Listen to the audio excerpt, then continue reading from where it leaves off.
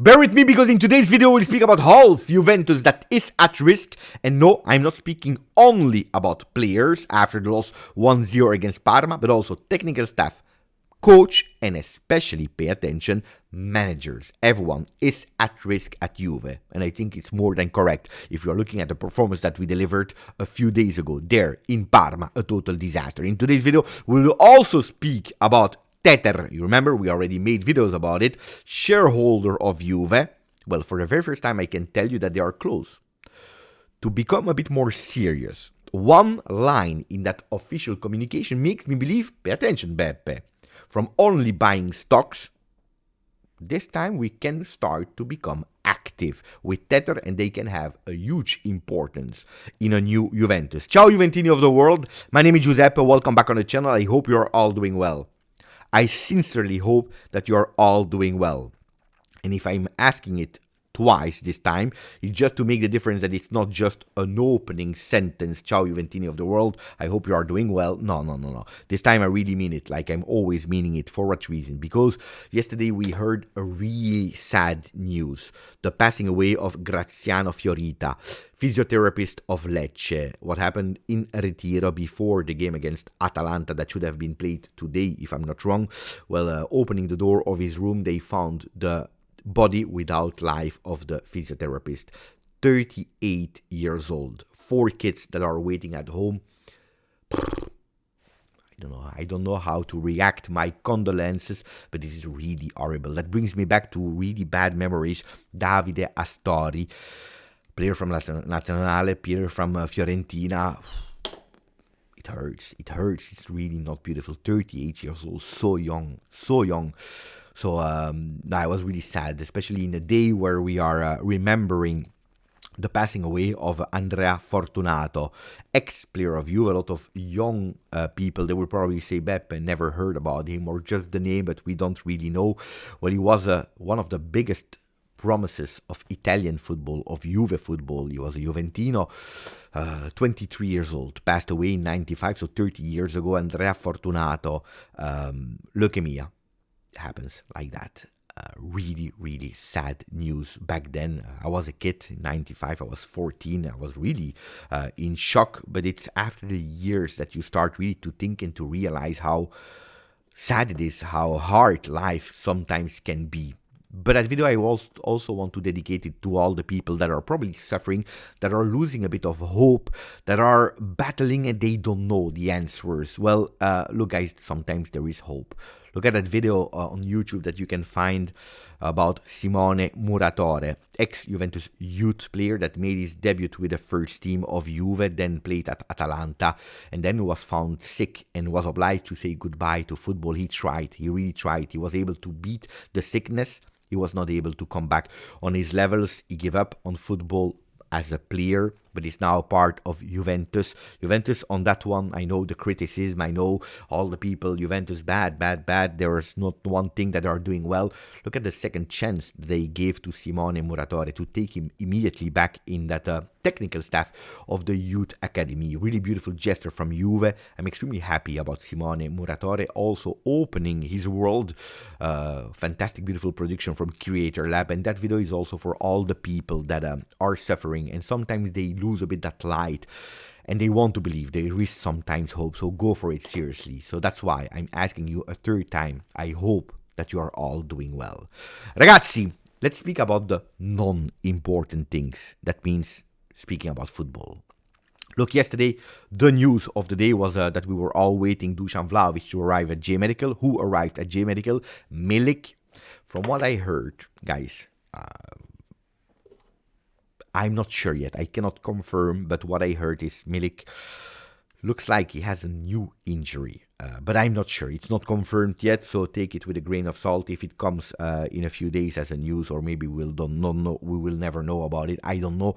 But looks like he's not ready to come back on the field. But waiting for Dusan Vlahovic, we had Milik that was in the J Medical. In the early afternoon, it was the turn of Dusan Vlahovic that was there in J Medical. What happened there after some tests? The communication of Juve.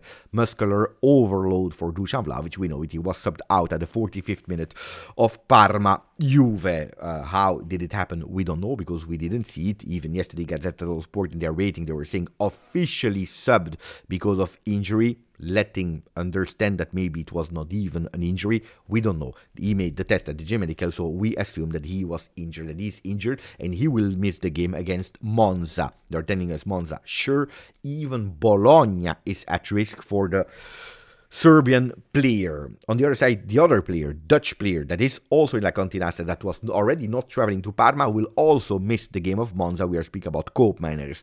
What is the idea of Juve? To call up two players to replace them. The first one was already called up. It is Vasilije Adzic to replace Koopmeiners, and then Pietrelli to replace Dusan Vlahovic. Two players that did extremely well in that second part of the next gen season. If you didn't yet, please go back and watch that video that I created, because if you already watch it, well, you know who is Pietrelli, Alessandro Pietrelli, big Juventino, also in the family, 22 years old, signed in the winter mercato, beautiful player, a bit too selfish, but it's okay, you know, when you need to prove, when you need to do, and especially if you're able to do beautiful things, it's good to have a player like that. So, Pietrelli and Azic, I said it yesterday to Hashball, I don't know if that part was still in the video when I edited it a bit or not, because it was really long. But I said to Hashball, you know what? Take the next gen player, because look for the people that have fire in their eyes. Super important. Vasilije, he has fire in the eyes. Pietrelli, he has fire in the eyes. These people, they want to show, they want to prove, they are not scared. That's a really big characteristic of these players. They are absolutely not scared. I can guarantee you that. They don't care that you are playing against Monza at home, that you are playing against Inter, that you are playing a final of Champions League at today. They don't care. They have that will of going for the battle. And I'm sure that if Tudor decides to give them a chance, they will repay it from the bench, or I tell you even more, why not even from the start? Because if it is to have our starters that are delivering again a disaster performance as they did against Parma, please no. By the way, yesterday, long video that replaced a bit that Juve talk that is usually live on Thursday here. We did a really long 1 hour video with Hashball, fantastic creator, big friend. It is becoming more and more a friend, because we have that beautiful dynamism. He's quite fluid. I love speaking football about him. Yesterday we made a video about it. If you didn't yet, please watch it. Also because you know it. If we want guests on the channel, more guests, diverse opinion, your support is super important. Share the videos, share the work. On Monday, we have a new guest for the very first time here on the channel, and I'm sure you will be extremely happy about. But if you want to have these guests, well, growth of the channel, likes, views on the video, super important. Thank you for that. I'm sure that you are doing it anyway. Ragazzi, when I told you that half of Juve is at risk, I'm not joking. Tudor said it immediately, because yesterday we were training, immediately, no day off. He said to the guys, if we don't reach the cup, we are at risk. All of us are at risk. That was the big talk before starting the training session of yesterday. There will be a parachute if we don't qualify to Champions League. We already said it. John Elkann already anticipated it. 15 million euro already capital increase if we don't qualify to Champions League. I'm ready to increase it up to 110 million. So there is that parachute to try to keep a player like Kenan Yildiz. There are some possibilities, even if you don't qualify to Champions League, to keep the player because of the trust, because of his process of growth, because he will be even more important next year, and he understands it. He wants to be there, so it's not that much Kenan Yildiz, but a lot of other players that are at risk. We are speaking about Perin. We are speaking about Savona. Interest from Leverkusen, for example, for Savona. We are speaking about Gatti. Interest from the Premier League. We are speaking about Cambiaso. That today you will tell me, Beppe, he needs to go. I don't want to see him anymore with the Juve shirt, because since December, it's not Cambiaso anymore. Looks like he's already gone. Yes, but there is a decision into we decide ourselves to sell Cambiaso, or we are obliged to sell Cambiaso, because the difference in cash in is immense. from you remember 70 million euro, 60 million euro that we were speaking about. If you want to sell him, if you are obliged to sell him, we are speaking about 40, because the clubs, they know, as I know, as you know, watching here the channel. Douglas Luiz, Newcastle, Nottingham Forest, sorry. McKennie, you'll tell me, Beppe, but McKennie, why should he leave? Because McKennie is waiting for a renewal of his contract. If you don't reach Champions League, forget about renewals at 4-5 million euro. Dusan Vlahovic, loan players, Colomwani, Vega, Conceição, half of Juve is at risk of not being there, not because we don't want to, also partially, but especially if we don't reach qualification, because these 100 million euro, it will not be, from John Elkann, these 100 million euro, it will not be to invest in new players like a Sudakov, like a De Kuiper, like Osimhen, like Tonali, the names that we are speaking, like a Lookman. How many players were linked? Well, these 100 million euro, it's not to buy new players. It's actually to try to keep the players that you want to keep at Juve. The players that, unfortunately, couldn't be sold, and you're obliged to do a capital increase. So pay attention, really pay attention. And that's about the players. But then, also, no way for Tudor to remain at Juve if we don't qualify to Champions League. Technical staff also, his part, a small one, but also leaving.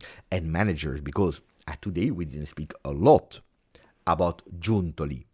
But Giuntoli will probably be the first one to be blamed. Yes, beautiful in terms of finances, in cutting some losses, in terms of going closer to be break even. That was one of his first missions. But on the other side, the project Thiago Motta failed.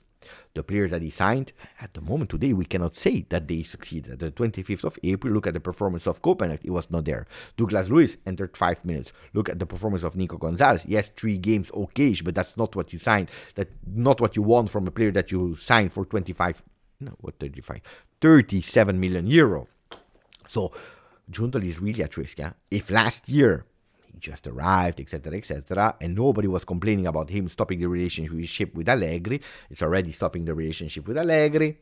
It's an Alcaraz that didn't work. It's a Thiago Jallo that is at Porto, that is not, in terms of behavior, the perfect one. They already want to send him back. It's this year. Some players go, man, etc. Oh, pay attention, Thiago Motta. Now, what about will it be the third coach in 2 years? I don't know. Big question marks there. Of course, there is a dream of Antonio Conte, but before telling Antonio Conte will be the coach of Juve, we really need to understand the next steps. Giuntoli, will he still be there? Will he have the right to decide? They are speaking about Chiellini having a more important part in the sporting side of Juve. So they are really speaking about a lot of changes, because Juventus is obliged to, with or without Champions League. I can tell you that management will change. The players, some of them, if we qualify to Champions League, it will be good for them to be sold. Some players, because we decide to sell them. But if we don't, guys, even the players that want to stay, maybe we will say goodbye to. And also players that we want to stay, we will be obliged to say goodbye to. And I finish with the last chapter, the one of Tether. Look, the big news of yesterday is that Tether, they raised their stake at Juve at 10.12%. So they have now 10.12% of the stakes of Juve. That's huge, because they have a 6.18% of the voting rights. So that means that when there will be an assembly, meetings, voting, Tether only have 6.18% of the voting rights, which is huge, guys, because you start to have really something to say, really something to vote on. 6.18% is a lot, It's really a lot. It's not the majority, of course. John Elkann, Exor, they have the monopoly, but 6.18, you start to have a voice. But that's not even that much the most important thing, because he wants to collaborate. He really wants to collaborate. He already said it publicly. I want to collaborate. I would love to speak with them. If they are open, let's speak about it, etc., etc. But when he's writing his letter, in his communication, he says some important things. He said, look, the extra investment is already the third one. They increased first to go to 5, now they are already, then to 6, now they're already at 10.12%. They are saying that extra investment is to show that we want to make the effort for a long term with Juve. We want to promise that we are there for a long term. This is the start of a partnership that is extremely deep and that will see mutual benefit for Juve and for ourselves. I will not read you all the text, but then he's continuing to say, look, we are extremely proud to be stakeholders, significant stakeholders of Juventus. This is not only financially, says Paolo Ardoino, the CEO of Tether, but this is un impegno, a promise for innovation and collaboration at the long term. We believe in Juventus, that it's an important club with a lot of fans, that is unmatched, but then he's also saying also in the adaptation of technology that would be important to improve the involvement of supporters, digital experience, and also financial resilience. All good. We already spoke more or less about all that. But the big news, the breaking news, what is really special and that could benefit Juventus immediately is the last sentence where he says, look, we want to even demonstrate it further. Tether is also open to participate to potentially to eventual future capital increases. We want to contribute in future capital increases to reinforce the basis, the financial basis of Juventus, and making sure that they are not losing that patrimonio. Look, that one is important because buying shares, it's not that that money goes in the bank of Juve that you can spend it. Okay? You reinforce, the stocks goes higher for people that know a bit how it works. Okay?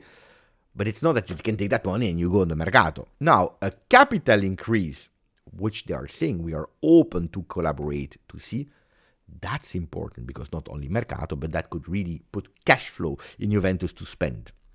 And if you know that John Elkann already did 15 million euro, about to do 110 if we don't qualify to Champions League, if you have extra revenue, extra investment, extra capital increase, that could be a big one. Then the non-qualification in Champions League could also potentially be seen of, okay, it's not that much a disaster in terms of money, because then the targets that we have, we can still go for it.